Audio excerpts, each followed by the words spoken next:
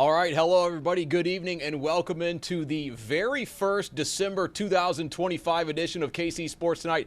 I am Mark Poulose, joined by Gabe Swartz on this cold, snowy, blustery first Monday of December. I know our First 4 and 5 weather team and our streaming crew here at KCTV5 has been keeping you guys updated all morning, all afternoon, all day long. I hope you guys have been listening, obviously staying safe. Those roads out there are no joke today, so please go a little bit slower out there, arrive alive. It's better to arrive safe and late than not arrive at all. Saw some guys going too fast on the highway today, spinning out, doing all sorts of stuff. Don't be that person. All right, here we go.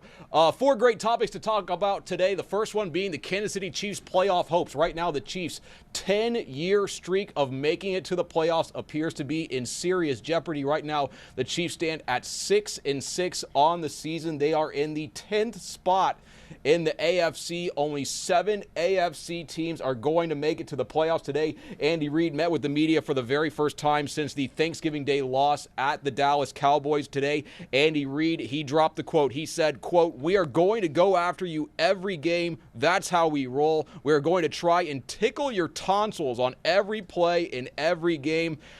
Gabe, I never quite heard that we're going to try to tickle your tonsils, but I know Andy Reid, he sounded fired up today. Hearing the energy out of Andy Reid, seeing the resolve out of Andy Reid, what do you think maybe that message was not only to the team, but to the fan base about this year's group?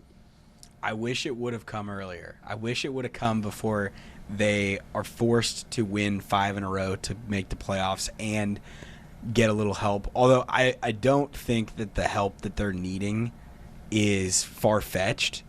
And specifically, like the win against the Colts last weekend, I think is going to end up being one of the bigger wins that the Chiefs had if they are able to essentially protect home field. Because I'm not worried about them winning in Tennessee, and I'm not worried about them winning in Vegas.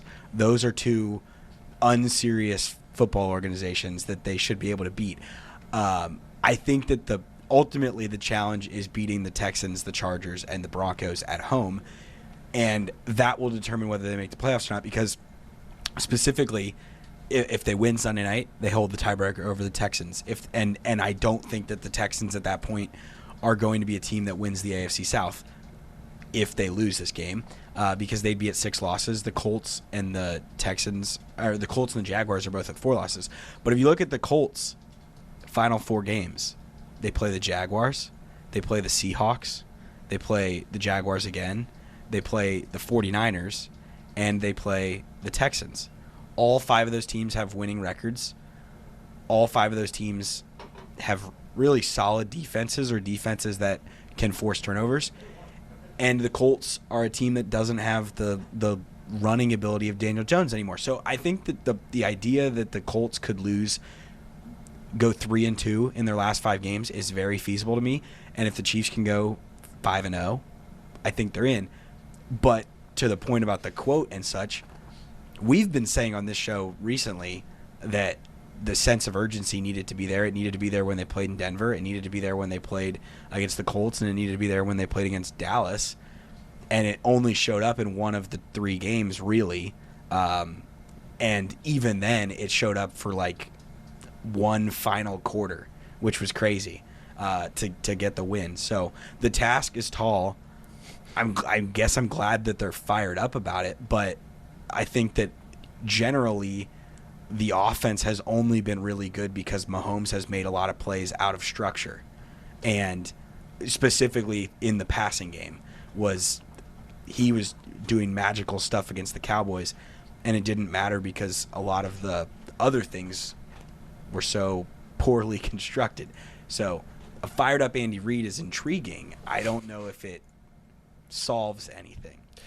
Yeah, I know Mahomes really has been trying to, we saw him really dip into his bag of tricks late there against the Dallas Cowboys. But what I'm really struggling with this team, and Gabe, I know that I'm very, very big on the eye test. Is this right now Does this look like a playoff caliber team to you? Because I'm beginning to question that. Let's look at the AFC standings right now as they are. Number 1, the Broncos, 10-2. They beat the Chiefs. Number 2, the Patriots, 10-2, haven't played. Number 3, the Jaguars, who lead the AFC South, 8-4. I know we think the Chiefs are better than the Jaguars, but when they played, the Jaguars won the game. We have got to respect the result on the football field. 4, the Ravens, AFC North, they're leading that 6-6. The Chiefs did beat them. The LA Chargers, I know they're banged up. They're 8-4. The Chiefs are 6-6. The Chargers beat the Kansas City Chiefs. The Colts, the Chiefs beat them. Okay, that's a playoff team they've beat.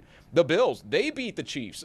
So it's like the teams that are currently in the playoffs, most of them have beat the Chiefs so far this season. And this is kind of what the regular season is all about. It's about weeding out the teams that don't deserve to be in the playoffs. And I know, and I've said this so many times here, I know we know the Chiefs' potential. I know that Patrick Mahomes said that their ceiling is going to the Super Bowl, but we cannot talk about potential in sports. Potential, I think it's the old baseball phrase. Potential means you haven't done it yet. And I know the Chiefs have won Super Bowls in the past, but the 2025 Chiefs have never won the Super Bowl. The 2025 Chiefs are 6-6 on the season.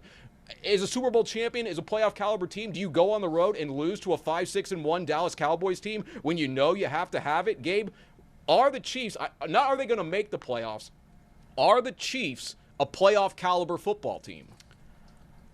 Yeah, in a bad AFC, I think they are. And that's the thing, is the AFC is bad. And I could argue the National Football League is bad this year. Like, the Rams lost to the Panthers yesterday, and I didn't think that they played very well. The Bears are currently the 1 seed in the NFC, and before Friday, when they played in Philadelphia, they had a negative point differential for the season. So there's a lot of flawed football teams. I actually think, to your point about the Chiefs, not the 2025 Chiefs have not won the Super Bowl, and those are not Super Bowl winners. I actually think the biggest issue, or one of the biggest issues with this Chiefs team, is that they are so married to the idea of, we want guys in the building who know what we want to do. Specifically on defense, they love the idea of guys who understand the system, guys who understand the idea of what they want to do. But they don't have a lot of guys who can execute what they want to do.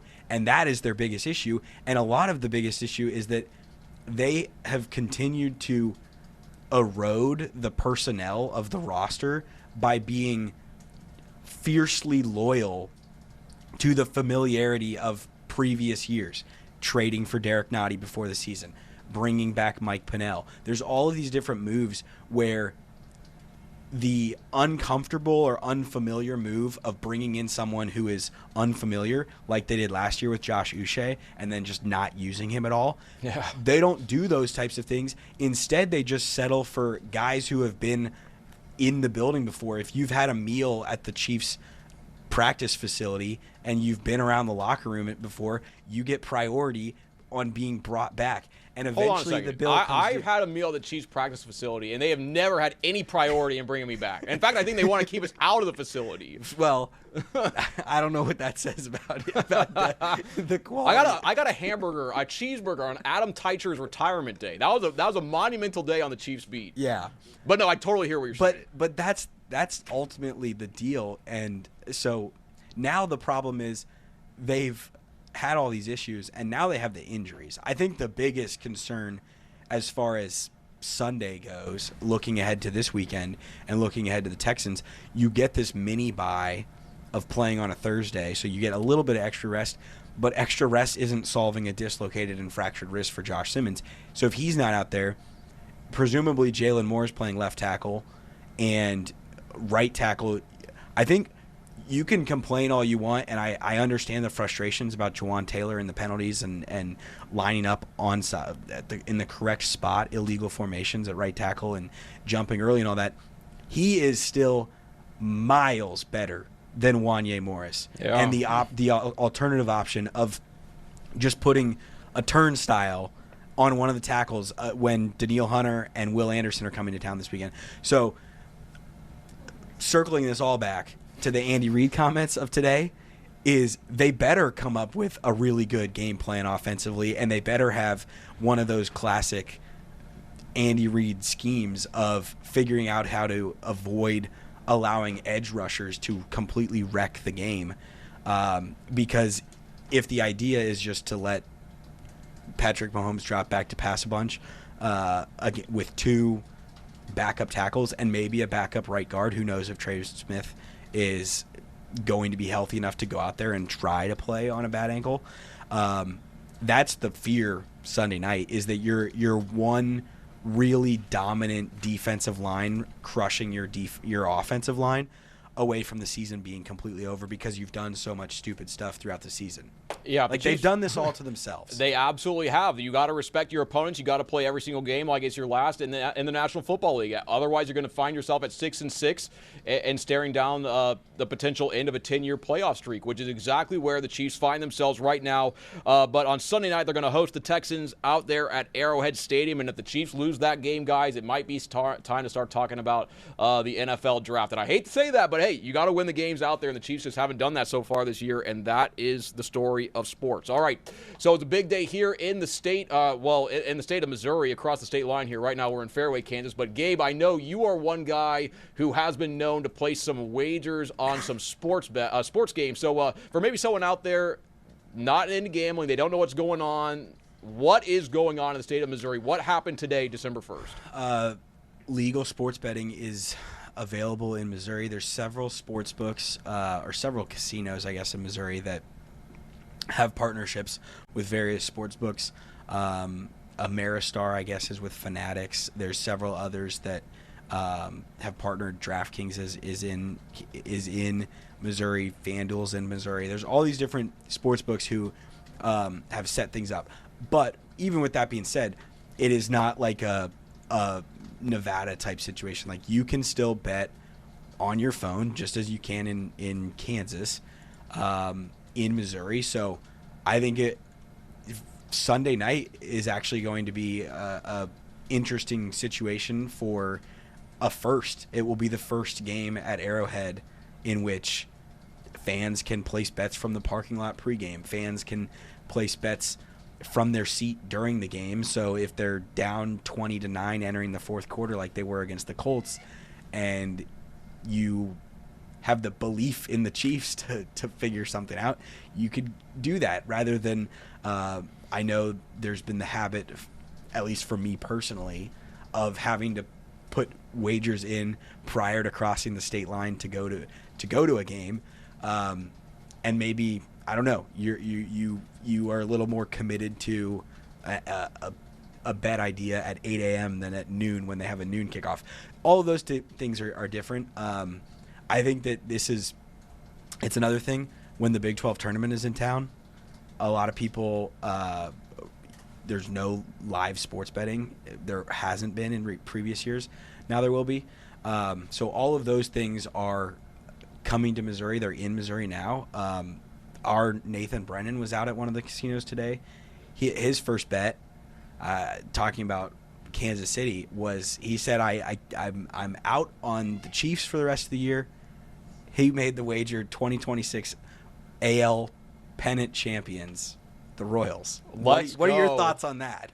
I'd have to really look at it more. I'm not really quite here in my baseball talk. I'd assume he got pretty plus solid odds on yeah. that one. I don't think the Royals will be the American League favorites. But hey, I mean, Bobby Witt Jr. on that team, if they can get their bats turned around, anything could happen. But hey, guys, speaking of Nathan Brennan, him and our digital manager here, Greg Daly, have a great web story up on our website called "Sports Betting is Live in Missouri. Here is what you need to know." It's a really great comprehensive view of what's really going on here, where you can bet, the rules of betting, kind of explain some odds. So great little resource for you guys there on our website, kctv5.com. On obviously a big and monumental day in the state of Missouri as sports betting was legalized. And in this web article, here's a good reason to go read it, something I learned. The amendment where the state's sports betting initiative passed, it passed by fewer than 3,000 votes. So, yeah. I mean, this was obviously a hotly contested topic here in the state of Missouri, but that is now legal. If you want to find out more, you can go to our website, kctv5.com. All right, we got about 15 more minutes here, and we have maybe our biggest topic, one of the biggest ones over the weekend. The local college football season wrapped up. The regular season, of college football wrapped up, and we had 3 local schools playing this weekend. The Missouri Tigers went on the road. They beat the Arkansas Razorbacks 31-17 to finish the season with an 8-4 record, and I think very importantly, a 500 record in conference play. But we have to talk about this when we talk about the Tigers. Missouri did not beat a team with a winning record this year. None of their 8 wins were against a team that finished above 500. The team, though, they could have folded after an early season injury to Sam Horn. There was an injury to one of the kickers. Obviously, their kicking game was derailed all year, and then Bo Pribula with that dislocated ankle late in the game against Vanderbilt. The team could have packed it in, and they did not. I think that speaks a lot to the culture that obviously Coach Eli Drinkwitz has established. He was a darling of many college football programs' eyes. I assume his agent was getting phone calls off the hook, and in response to all that, the University of Missouri rewarded Coach Drink with a 6-year extension that will pay him about $11 million per year. But Gabe, Missouri 8-4 over on the year, 4-4 in conference, no wins against ranked opponents. Did Missouri meet or fall short of their preseason expectations? Because I think they wanted to compete for a playoff spot that might have been lofty, but how do you think they did? I think they fell short of it in that they did nothing this year that they haven't previously done with Drinkwitz. And the thing that I keep going back to is that he has one of the most impressive records as a favorite. Like, yeah, he does. If Mizzou is favored in a game, they win. If Mizzou is an underdog with Eli Drinkwitz as their head coach, they lose. And that has been a pretty simple yes or no fact, is they've won the games they're supposed to win. They've lost the games they're supposed to lose. They're honestly a very predictable team as far as the performance goes. Sometimes it maybe looks differently than you would think, but the game against Texas A&M, the game against Alabama, the game against Oklahoma, all of the big games that you can point to, I think really went the way that you thought they would. And I think the thing that I would say is they were closer to being worse than this than they were to being better than this, because they were close to losing to Auburn on the road. They were flirting with losing to KU for a while back in September. They were flirting with losing to South Carolina at home early in the season. They didn't really compete very well against Alabama and Oklahoma and A&M, and those were the games that they lost them. And the Vanderbilt game, you can say, you know what, the injury uncertainty made it tougher. But even whether it was with Pribula or with Zollers, they didn't move the ball super well. So I would be curious to see how they approach quarterback next year. Yeah. Because I don't think that whether it was the injury or not, I don't think that there was some amazing revelation at quarterback with Bo Pribula. No, I really would tend to agree. I mean, just look at the game Saturday that they played against Arkansas. I believe Missouri finished that game with 25 total yards passing. And that is, I don't care if you're a dual threat quarterback. I don't care if you're a run-first quarterback. 25 yards of passing in a conference game. Your team should not win the game. And Missouri did find a way to win that 31-17. I think when you talk about some of these opponents that they've lost to, I know it's kind of cliche in football. It's not the X's and the O's, it's the Jimmies and the Joes. Like when Missouri goes up against teams that they've amassed greater talent than them, they just often lose those games. And I know that's kind of a little bit, that's in football we're seeing more parity brought back into the sport. But like when you think about the Alabama teams of like maybe 2010 to 2015, like when they were really in their prime, I think about how physically dominant those teams were over a lot of their opponents. And then maybe there are only 1 or 2 teams that could compete with those guys physically.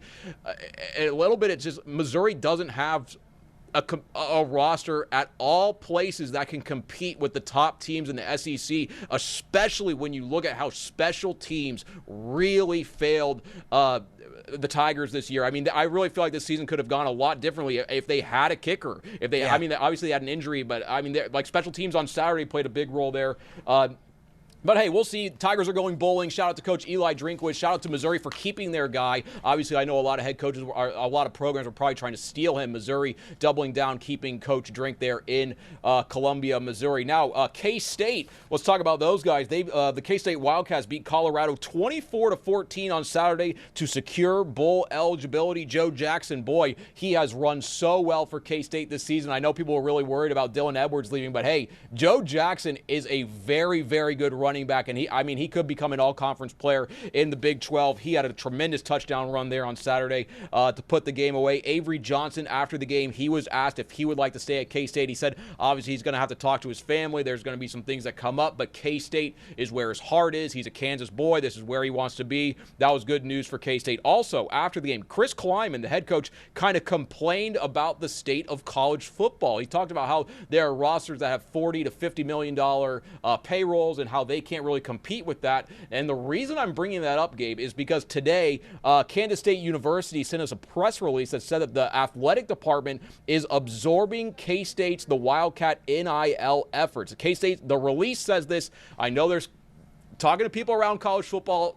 It doesn't sound like this is 100% bad, like buttoned down. But K-State's release says that schools next year will have about $20.5 million to spend on athletics. Gabe, my question here is, with Coach Kleiman kind of complaining about that after the game, and then now seeing that the athletic department is going to take over the NIL funds, will this keep K-State competitive in the college football landscape? Not at its highest peak, I don't think so, because this is something I think that had to happen because you have to keep up. But will K-State be able to pay as much as Texas Tech? Will K-State be able to pay as even look in their own conference? Will K-State be able to compete financially with the big boys? No. Will this be able to help K-State compete with the tier below that? I think yes. But I'm not sure, because I think that the bare minimum is 20.5 is that that amount is for your entire athletic department. So depending on who your coach is in football and men's basketball, for the most part, the percentage of the roster that is going to one versus the other may change a little. Like KU's basketball budget of the portion of the $20 million would be presumably higher than most Big 12 schools, whereas their football might go a little lower. And I think KU fans might tell you we've allowed a little bit more of the NIL investment to go into football than basketball, and it hasn't necessarily yielded the results of even being just an average Big 12 team. They've just remained being that under Lance Leipold since he's raised their floor.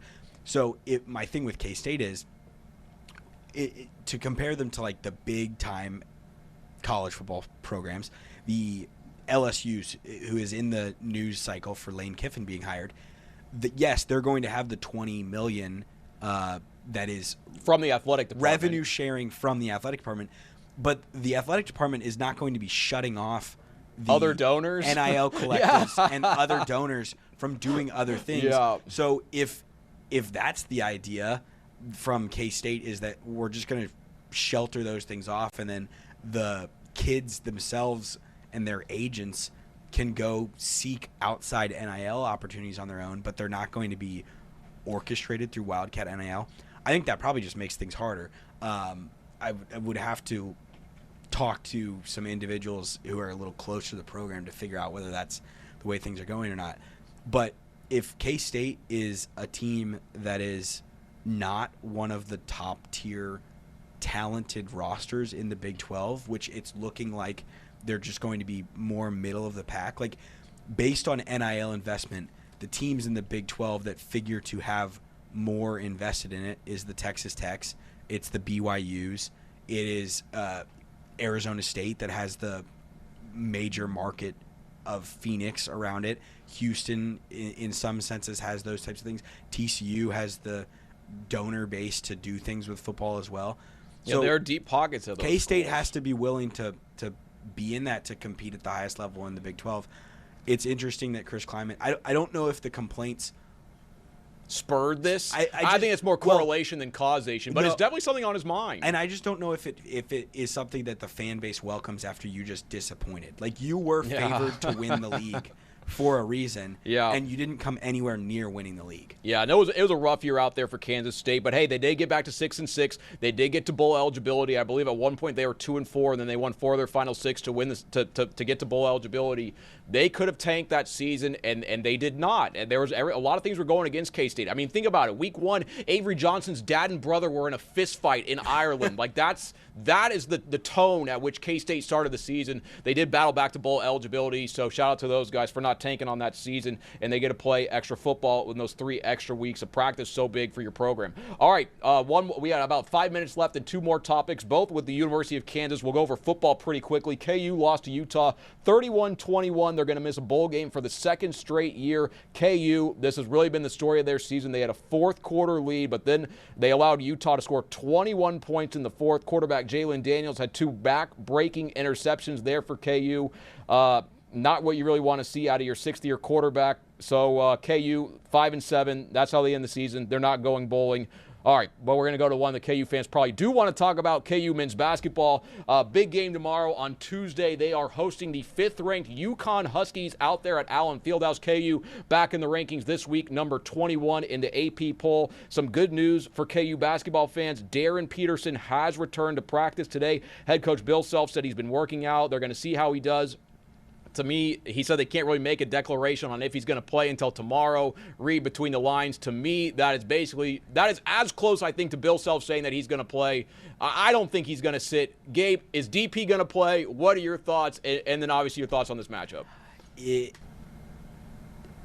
To speak to one of our earlier topics of sports betting in Missouri, and I know that sports betting has been legal in Kansas, the line for the game tomorrow is UConn by 1.5.